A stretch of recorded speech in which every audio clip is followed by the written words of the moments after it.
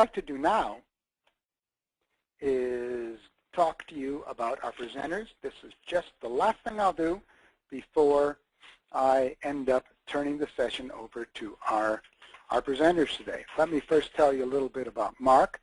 Mark Radcliffe has worked in various K through 12 educational positions for the last 12 years, including working directly with students and teachers on technology integration projects.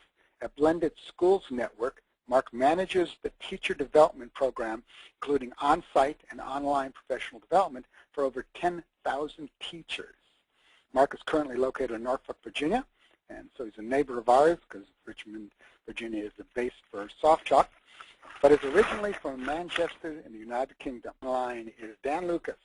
Dan is the Blended Learning Specialist at Blended Schools Network, where he is responsible for long-term job-embedded professional development on blended learning. He is also the course developer and facilitator for Blended Schools' online professional development course, Teaching in a Blended Learning Environment. And the MOOC, today's Blended Teacher, which we're talking about today, is a graduate of Pennsylvania State University and a former high school English teacher. So with that said, I'm turning the desk over to Mark. And Mark, you can take it away. All right, thanks very much, Steve. Just get my PowerPoint. There we go. I can see your desktop. Great. All right, so thanks very much. And as Steve said, my name is Mark Radcliffe. I'm Director of Professional Development for Blended Schools. But as he also said, there are two of us on the presentation today. There's myself and Dan Lucas. So we're going to kind of give our own spin on the MOOC. So I'm going to start actually by handing it right over to Dan. And Dan, I'll let you introduce yourself. All right, thank you, Mark. So yeah, as has already been said, Blended Learning Specialist, and I am focused in my job on working on long-term job-embedded professional development on blended learning. So what that really means is I work on the ground with rank-and-file teachers, mostly in small rural schools. And it's really that experience with average teachers and where they are in implementing blended learning that informs my work on this course, on this MOOC. My role within the MOOC was developing the content, and I also will be leading the resource curation, the social networking elements, and leading panel discussions. In a more traditional course, you might call me the teacher. I really don't see my role as that. I prefer for you to think of me as a conversation starter. Conversation starter, and he definitely can do that. And as we said, my name is Mark Radcliffe, Director of Professional Development. My MOOC responsibilities, like Dan was saying, the traditional organization of the course itself, but I'll also be helping with some of the social networking too. I guess I just wanted to give a quick shout out to our person from the UK as well before I move on. So let me just talk to you a litk quick about what Blended Schools is. This was just really brief. Blended Schools is a not-for-profit company that helps K-12 schools build their own local, online, and blended programs. So we have about 10 years of experience in this particular field. In fact, April 10th is our 11-year anniversary. So what we do is we provide services to schools, and what I tend to say is we provide everything but the teacher. So when you think about teaching online or blended teaching where you're using some online content, there's really sort of three primary things that you need. You need some course content, curriculum, whatever it may be. You need technology to deliver that online content, and then you need a teacher. Well, rather than being an outsourced provider, what we do is we go into the schools, we give them curriculum and technology that they can use, and then we train the local teachers. We really believe in local teaching talent. So, and that's really where my job lies, is the professional development. And then we also have an educator network to connect all of those teachers together. So if you think about that in terms of a MOOC, it really kind of brings all of those things together. It's got content, it's got teacher professional development, it's naturally a network. So in the poll at the beginning of the session, so there was quite a mixture of people. Some had been in MOOC, some hadn't. So just kind of briefly, if you didn't know already, MOOC stands for Massive Open Online Course. The idea being that rather than the course being closed where you pay for an enrollment, a MOOC is totally open. So our MOOC is 100% free. Anybody can register for the MOOC. And the word massive is something that, I'm from the UK originally. Like I said, we use the word massive quite a bit, and it just means large, right? So the idea being that where a traditional, quote, online course, it may have anywhere from just, a handful, maybe 5 to 10, upwards of, some of them get 50 or above. Massive open online courses can have hundreds or even thousands of people. And because of that, they have a totally different mode in which they operate, which we'll talk about as we move along. So it starts on April 15th. and it runs for 5 weeks. If you notice at the bottom of all my slides, and I'll show at the end of the presentation, I have a link there. It's blendedschools.net/MOOC. If you go to that link, it'll take you right to our registration page. I'll show you in detail. But let me tell you a little bit about what I want out of the MOOC. I mean, as well as being an organizer, I'm essentially a participant too. And what I really hope for people is that they can use this MOOC to build a new peer group. In K-12 education especially, and there's this real challenge of the ease of becoming an island where you're trapped inside your classroom, you don't see a lot of peers. And that's coupled with the fact that the internet is so wide and vast that it's very difficult to build peer groups. So I'm hoping that the content of this MOOC is blended out so that they can build new peer groups. But Dan has a slightly different goal for the MOOC too. So when we decided to do a MOOC, obviously we looked into what's already out there, what's been done. And there's a lot of buzz about MOOCs right now. It's creating a lot of questions, anxiety, excitement. And a lot of that buzz is about MOOCs that are very didactic or content-centered experiences, sort of sit in on these lectures that just happen to put online. In designing our MOOC, I wanted to start from scratch and create a MOOC that mirrors the sort of social experiences people come to the internet for. Our class comes to the internet for that connection, and I thought that's what a MOOC should be. And because the bulk of the experience is emergent from the participation of the educators that are involved, we could run it 100 times, and it'd be different each time. And each time we run it, it's different for each participant. I really had the idea that I wanted to build an experience that I would enjoy having. I wanted to make this MOOC something that I would enjoy participating in. And so that guided every decision I've made, and I'm excited to take that on. So when I structured the content, I decided to focus on these themes. The reason being that I didn't want it to be sort of a technological focus thing. I wanted to focus on the pedagogy. So looking at it week by week, we're going to start with the topic of looking at the state of blended learning. How do we define blended learning? What are its benefits? What is happening out there? Sort of an overview to bring people into the situation of the thing. And then in the second week is where we really start to get into the pedagogy, talking about student-centered learning, using inquiry and project-based learning in a blended environment, focusing on those authentic, engaging tasks. In the third week, we'll look at a very divisive issue in online learning, objective assessment. What is its role? How do we implement it? How do we deliver it? What's it for?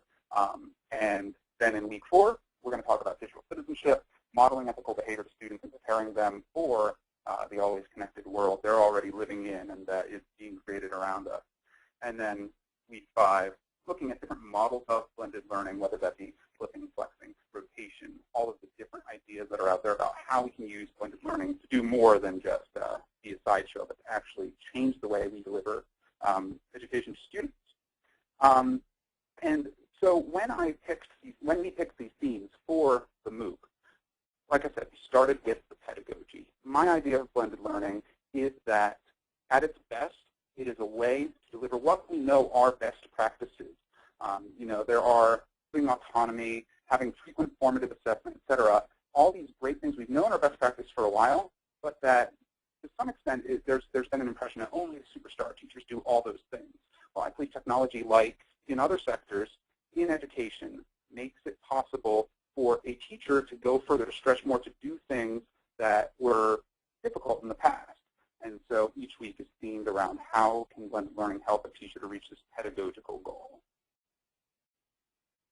Yeah, and I think that, when I looked at the weeks, I deal with a lot of administrators, and a common theme that I see is blended learning projects that can't quite get the flywheel going. They try to start something up. They have certain teachers, kind of like Dan was saying, with lead teachers who do it, but it never really starts to snowball. And that's something that I feel like is going to be a theme of the MOOC. And there's a lot of connectivist pieces that we'll talk about as we move along. But my real interest really is sort of week 2 and week 3, and to a certain extent week 5, because I feel like especially week 2 and week 3 are areas that people really struggle with. If you look at week 3 of using tests to improve the classroom, how many teachers use the tests in an incredibly traditional way rather than them being quality, formative assessments that inform future instruction. So I think that we're going to see some real challenges in those particular weeks.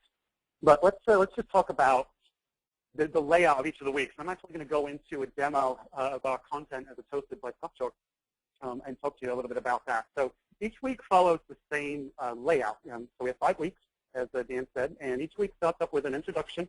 Then we go into really the meat of each week, which is these 4 pieces: learn, curate, connect, and create.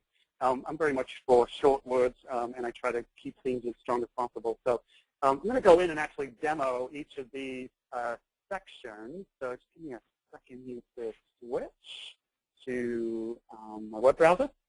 So we'll talk a little bit about SoftChalk Cloud a little bit later, but what you're looking at right now is the SoftChalk Cloud activity for week 1. So let's just take a quick look at this. If you see across the top, we've got intro, learn, curate, connect, and create. And then the other piece is panel discussions, which we'll talk about when we get through the demo. But the intro section of each week is really to set you up for the week and to get you thinking as quickly as possible. And we start off with a basic statement about what the week is about with some objectives. And we even start right away with getting people to share. We have our hashtag, Google Plus and Twitter links right on the initial page. And then one of the things that I really like about this, and this is how I tend to run my own professional development too, is that we immediately start asking people questions. How is blended learning different than traditional learning? Why should I blend my classroom? And then we start people thinking with prompts either from well-known people or things we found out on the web that just get people thinking. At this point, we haven't even made any definitions or spoke to them, given them any content. But I want people thinking right away, what am I doing in my classroom? What should I be doing? And even maybe giving people a little bit of an emotional response to that. You know, is it wrong that I'm not doing this in my classroom? Or do they get that kind of butterfly feeling that I might be challenged in this lesson with something that I'm not doing right now? So yeah, and those questions are important. And you know, obviously in the first week they're a little more elementary than when we go into deeper questions of pedagogy. But it really starts to build that cognitive dissonance, gets people saying, what is it that, yeah, like Mark said, I could do better. There are many educators who have a really isolated practice and may not have an opportunity to see what other people are doing and to ask these questions. So we really see our role as bringing up these questions. You know, in many places, you are a quote-unquote high-tech teacher just because you have a website, period, regardless of what you do with it. So this should help people put all of that into perspective. So each week you'll see questions that are essentially structured around this. How do I help my students achieve whatever goal using blended learning? And again, it's all about that pedagogy week to week. So once you've moved on from that intro, you come to the learn section. And you can see it starts with watch, and there are video presentations done by me. And as you go down through, there is read content, which are articles that are relevant to the topic at hand. And that is just the start. And then sometimes there will be, using the interactive assessments that you have in SoftChalk, something to get you thinking. And all of these are, like I said before, focusing on not me as a teacher telling you the right answer, because there are a lot of really knowledgeable, really highly qualified people registered for this course already. And there are some of them that, you know, they are not someone to whom I could say this is the right answer, but it's the start of a conversation, even those little self-check pieces. The learn piece is intentionally sparse then, because I think the best thing we can provide is an opportunity for educators to connect and to come up with new ideas, new definitions, share things together in the context of this course, as opposed to it being a me-centered, a teacher-centered sort of experience. Yeah, and I think that you know, a lot of the content that Dan has created, some of it's refresh content, so it's brand new, and you've been teaching this topic for a little while, so it is a really great starting point for the community building pieces. But like you said, it is really just a starting point. But again, what's key about the content is that even within the instructional content itself, you probably think of presentations as being traditional digital versions of lectures, but you'll find that even within the content, Dan is presenting opinion, and that, again, is going to prompt people, which, again, is going to prompt them to action that much more. So once they're done with the learn section for the week, they then move on to the curate section. Now, this is where the actual actionable items begin within the course, is in curate. And the Curate section is designed for people to begin sharing materials, resources, anything that they can find or have access to that they believe supports the particular topic at hand. And they do it predominantly through the social media platform which we're using, which is Google+, and also Twitter. You'll see that showing up quite a bit. And a couple of things we're doing with Curate is that, one, we are seeding it with content from select Blended School staff members, more than just myself and Dan on the Blended School staff. For example, for week 1, our links are curated by seeded by our CEO, Jed Ferguson. Jed is, there's probably some people out in the crowd that know Jed. He's just a plethora of information about the current state of, he has a plethora of information, I should say, about the current state of blended learning. He's the type of person that you ask him things like, oh, what percentage of students graduate in blended learning higher ed courses, and he can just knock it off the top of his head immediately. So I'm looking forward to some great content coming from Jed. But that's really just the start. Like all of the content in here, it's just the start. So people are going to start sharing. We have embedded links to Twitter, and we have links to our Google+ pages. I think this piece is going to start out probably in the early weeks being a little bit of a challenge to people, and we've already seen that a little bit within our own team at Blended School as we start feeding the content. People tend to fall on one of either sides. They have the avalanche side where people just share and share and share. And then they have people that agonize over the perfect resource. So it's going to be really interesting to see what people post in this first section. My goal for this section is really that people can look at the content that's curated, see who's posted it, and say, I agree with this person, or I want to start a conversation with this person, and therefore they can connect with the person that posted that particular resource.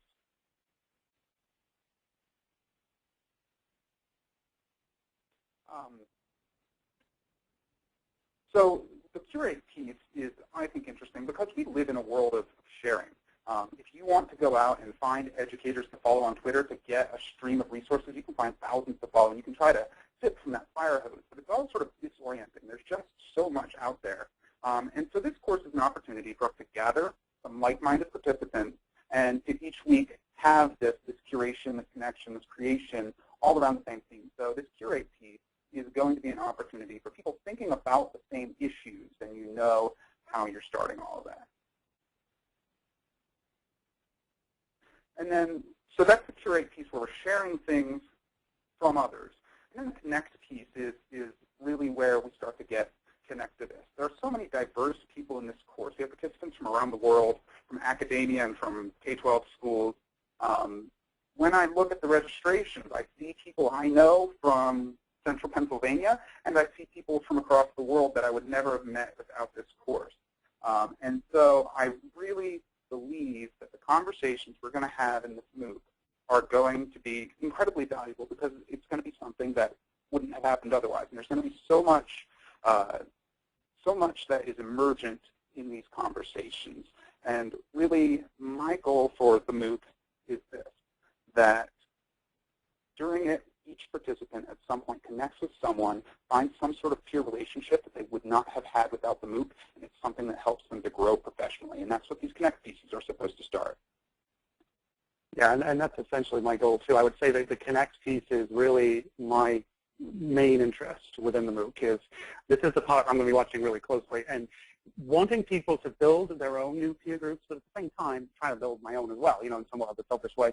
And the other thing, Dan has kind of talked about registrations, is this is something that's only really come to light in my mind as the registrations have started to sort of gather speed over the last few days, is where do I go as far as recommending? I know that there are people I see in registrations who teach the same thing from totally different places, or it might be a higher ed person that could easily connect to the K-12 person. And I'm going to try my hardest to not kind of get in the way, so to speak, and be like, hey, I think you guys would really get on well. So I just need to try and be careful with that a little bit and let it flow a little bit more naturally. But then we get to, after we've gone through the Connect piece, we go through into Create. And Create is all about the new content, right? At this point in the week, we've really got out on the table everybody's thoughts about what is the content of this week, or what's an exemplar of that content, what's the resources and support for existing content. And now we go into Create. This is where people can create their own new content based on the week and share it with others. And if you think about it, it really comes full circle back to the Curate piece, and even back to the Learn piece, actually, because people are going to be going back to Learn and looking at the content and saying, what involves a good objective assessment, let's say, if we're talking about something other than week 1. Then they can post that assessment and they can bring it back to Curate and Connect by connecting with people, critiquing that assessment, making it better based on the new peer group. And then once it becomes an exemplar, then they can put it back into Curate. So we're hoping that by doing this, we're going to create a whole new collection of exemplar materials. And I guess my main goal for Create and my main challenge to myself is getting people to respond to this call to create. You know, everybody's busy and people only have so much time. But again, I keep coming back to the idea, if you can build a peer group of people that you respect the opinions of, it's going to motivate you to create new exemplar content. So that's my main goal really for this section. So yeah, Mark raises an important point that, yeah, this is the part of the course that really calls on the most contribution from participants. So I'm interested to see how that turns out. Obviously, MOOCs are completely a voluntary experience, and we purposely made the course so that people can engage as little or as much as they want. But then again, the Create piece, like most things, the harder things to do are usually the things most worth doing. And I really feel that there is a scarcity of high-quality exemplars out there for teachers to find. And hopefully this MOOC can be an occasion for more high-quality material to make its way to the internet, to have a permanency beyond this course and its participants, but to be useful to the wider community of educators. So I'm hoping that the conversations we have in Connect and Curate, the quote-unquote easier parts of the course, will really inspire people to create and share and to build something lasting for the education community. So each week, we're going to have a live panel discussion using Google Plus Hangouts. Some people have some questions about this, and so this is obviously something that interests people. Google Plus Hangouts do accommodate 10 participants. And those panelists are going to include either me or Mark leading the conversation, some additional members of the Blended Schools Network staff, a leader from one of our client schools, and a teacher from one of our client schools, and then 5 or more course participants by request. You know, that environment accommodates those 10 people, and so we want to find participants from the course who really want to get in on those conversations. And information about those people who are registered will get information about that shortly, and it will also, of course, be included within the course. So in planning live sessions, I wanted to think really hard about it. A lot of live sessions and a lot of online courses are presentations or lectures with a few polling questions thrown in at the end. I really believe one of the best things about blended learning is de-emphasizing the direct instruction pieces, making them less prominent, and giving learners the power to taste themselves and to choose how they engage with material and to have some autonomy and some independence. So that means whenever I'm doing any sort of online course, including this MOOC, I really want to make sure that the live activities are live because that's the best format for what's happening in those activities. So a panel discussion is a way for us to get together participants with experts and blended school staff members and have some things emerge from those conversations, have learning and interaction that wouldn't happen in an asynchronous environment. And I think, you know, the irony of, I find myself doing this quite a lot, is, and I'm sure Dan is the same way too, but we do a lot of online presentations, and we do a lot of presentations about these types of topics, like how do you engage people in live online sessions, and what's better than just a straight presentation. And we oftentimes find ourselves doing a straight presentation, right, in order to present those topics, and this is kind of one of those situations. But as Dan said, it's a totally different mode here. We're doing a live panel because that's the best mode to do it in. And I think one of the things that when it comes to panel discussions, and live online discussions in general, is really 2 things. Is one, getting people to people to respond well and really jump in and dig into the topics, and then collecting information and while collecting information in a valid way from the people watching. And then the other is scheduling. You know, scheduling of live sessions can be difficult. We've chosen 7 p.m. Eastern time. I found that works well for the continental U.S. But as the registrations have been rolling in, we're getting registrations literally from all over the world. But the beauty is the way we've chosen to deal with this, we'll talk about it in the tech piece, is that using social media, using YouTube, and using Google Plus and Twitter, the panel discussion, it doesn't take place within that particular moment of time. It's going to continue on in the social media space. So as much as not everybody in the class is going to be able to watch it live, I really think that, you know, it's just one piece of the whole the whole puzzle. So this is a good point to talk about the technology piece. We're going to talk about the two primary technology pieces. One is the platform, the delivery platform we're using, which is Google+. And then the platform we use to create and deliver the actual content. That was the demo I was giving you there a moment ago, which is SoftChalk. So let's talk about Google+. If a lot of people have used Google+ already. I don't want to sort of insult your prior knowledge, but Google+ is Google's social platform. It has some nice, easy-to-use social tools in it. It allows you to build communities. It has hashtagging, kind of like Twitter, which is really useful for getting you a picture of everything that's happening across the whole social network. And it supports these live video Hangouts. Dan said the Hangouts support up to 10 people, but one of the beauties of that, as the talk, is that it allows you to broadcast and record it out to YouTube. So that means that you can essentially have 10 panelists, right, and as many people watching as you want. And that's why, again, the panel discussion is a good mode for the Hangout rather than it being, quote, free-for-all. So one of the reasons that I had originally thought about using Google+ was that it has that ease of creating communities and circles. Participants of the course are going to create their own communities in their own circles. While we will be delivering the content through a community, it's just going to be one of the many that exist.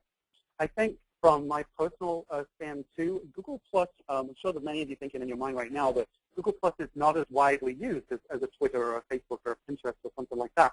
And I think that too is another strength of why to use it. One of the things that I struggle with social media is segmenting my life, right?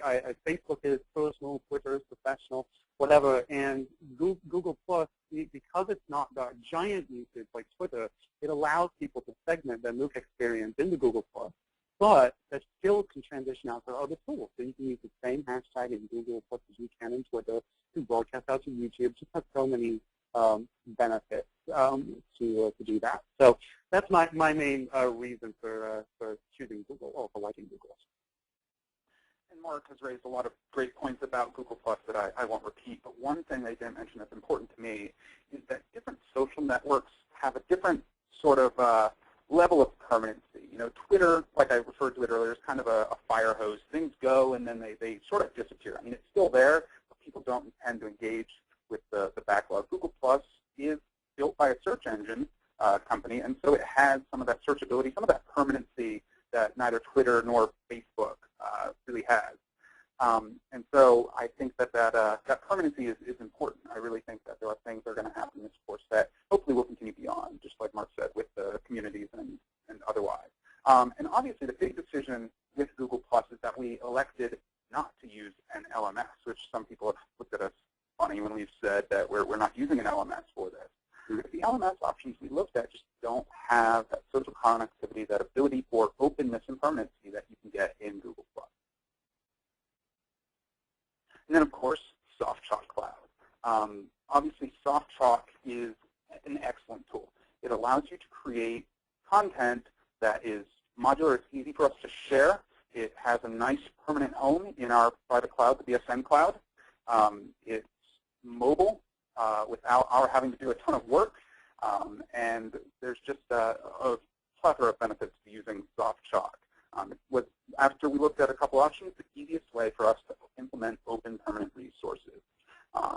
So, in an LMS, people couldn't jump in and out of the course easily. If you're not enrolled into the course, it's not as easy to get in and out as a SoftChalk link that is has its own independent presence on the web.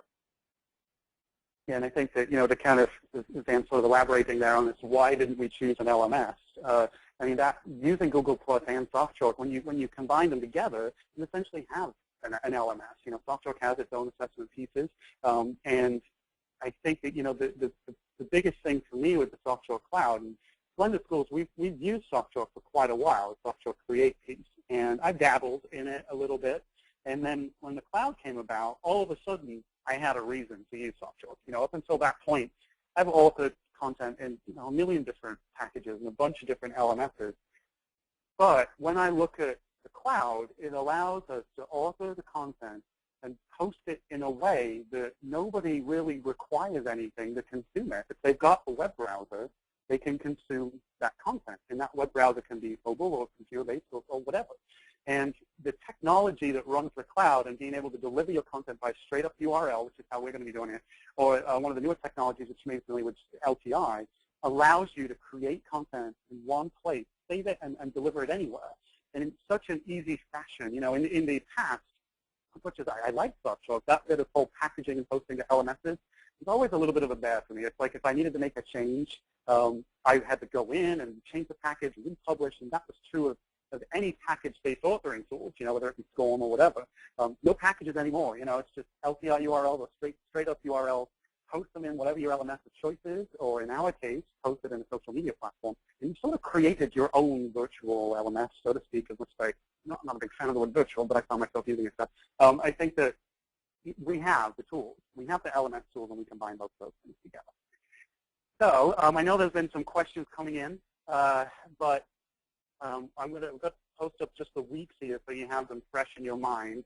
The other thing, too, is the URL. I've actually been watching my email. I've seen some registrations coming in during the session. I'm not sure if there's people watching, but if they are, thank you very much. You just go to blendedschools.net/MOOC. Let me leave the weeks up here, and I know, Dan, I think you said some questions were coming in, so let me go and field any potential outline questions. Yeah, before Dan gets started, this is Steve. Take a hard look at those weeks, because before long, after we are done with the Q&A, I'm going to ask you which of those weeks are more important to you. Which ones would you really love to attend? So, take a look at it and take it away, Dan. All right, so still waiting for some more questions to come in, but I did have a couple questions during the session about the Google Plus Hangouts, as I've said. Again, just remember that you're going to have, if you're a participant, you're going to have an opportunity to sign up to participate in those panel discussions as well. And so one of the questions asked was, is it going to be a first-come, first-served basis? No, we're going to ask people to say that they want to participate, and then we're going to have a high-quality group of panelists. So it should be excellent. Yeah, we're going to choose on like a week-by-week basis. So I think one of the conversations that Dan and I had earlier in the day was that week one, it does to a certain extent favor the administrative level, the top approach. So many of our speakers that we've chosen some panelists, as we were saying earlier on, to be kind of seeds for the panel discussion, and the panelists that we've chosen have been people who are really leading quality programs in those areas. So it's going to be the same thing for each week. We have a teacher that shows up, and they have some really awesome assessments that they want to share, and it's more than likely they're going to end up on the week 3 panel discussion.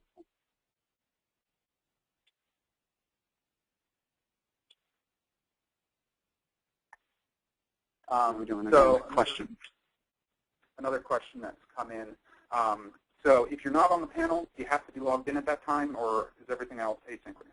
And yes, the course is primarily asynchronous. Obviously, if you can get in and have a live conversation with a person, that can be very rewarding. But it's all asynchronous, including the panel discussions will be available as archives for people to watch later. There's also a question about if SoftChalk Cloud is available for single users. And yes, you can buy a single-user SoftChalk license. Which sort of leads me to a question about the fact that you have a branded private version of SoftChalk Cloud, as opposed to using a public, the SoftChalk Cloud version. Could you talk about why you made that choice and sort of answer the question, a person who wants an individual license, do they have an opportunity to get individual license from you, or should they be coming from us, or are both of those available?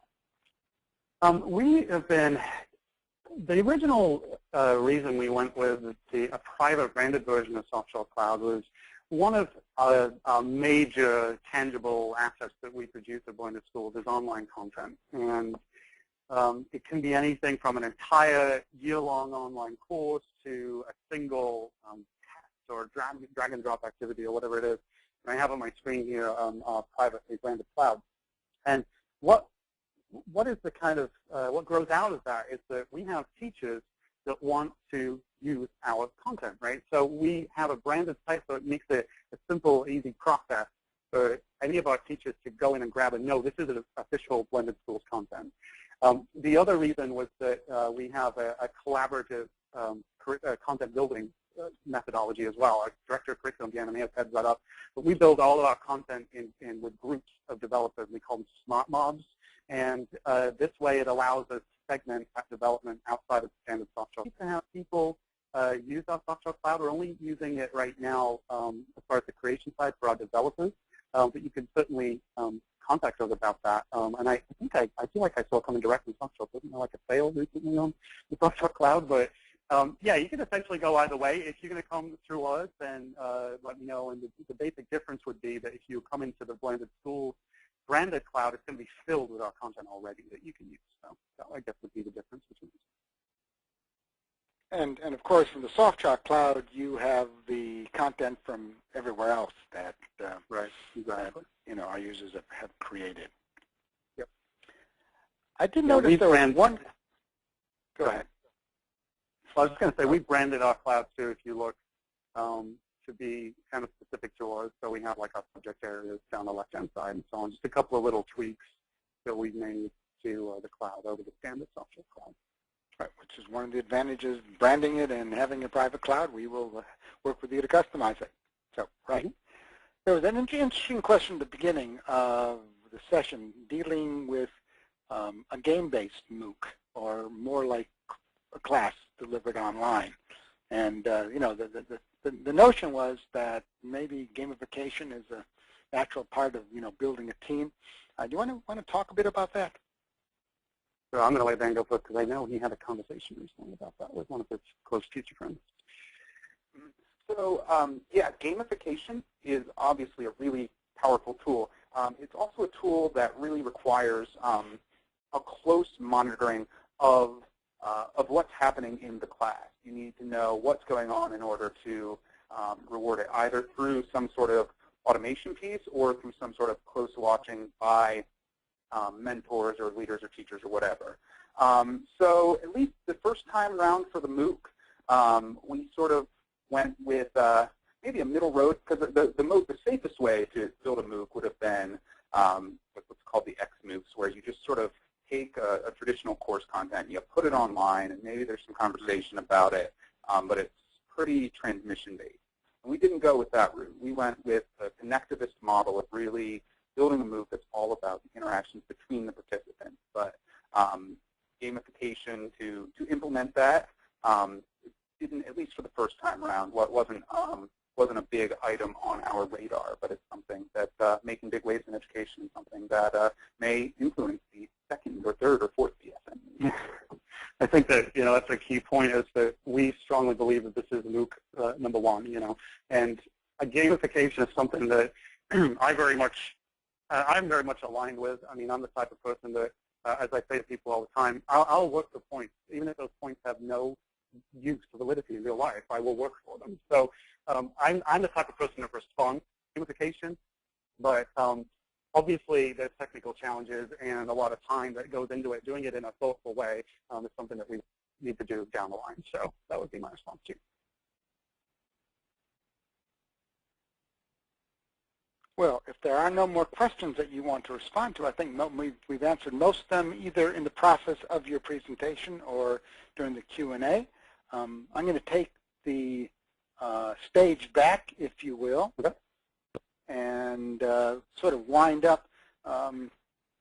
Just let me be clear that you saw a lot of SoftChalk content, but not at all about how the cloud works really, although that was implied in some of the conversations, and how SoftChalk Create works. There's a lot of information on our website that will give you that information. So just come and try it, or go to softchalkcloud.com and you will get a free 30-day trial. So you can sort of try it online and figure it out.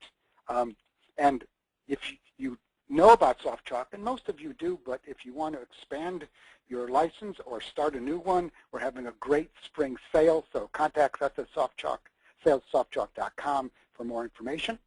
And let me end the presentation with giving you contact information for us. You will get an email tomorrow with all kinds of information in it, including links to the Blended Schools Network, contact information for both Mark and Dan.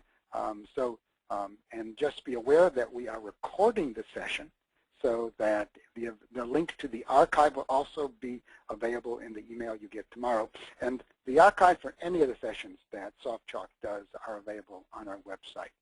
So Dan and Mark, wonderful job. thank you so much for agreeing to work with us and to tell everybody about the MOOC. And please, if you are interested in the MOOC, go to their website, and there'll be a link to how to register for the MOOC in the email tomorrow as well. So, or you can go to their website and you will figure it out how to get to that as well.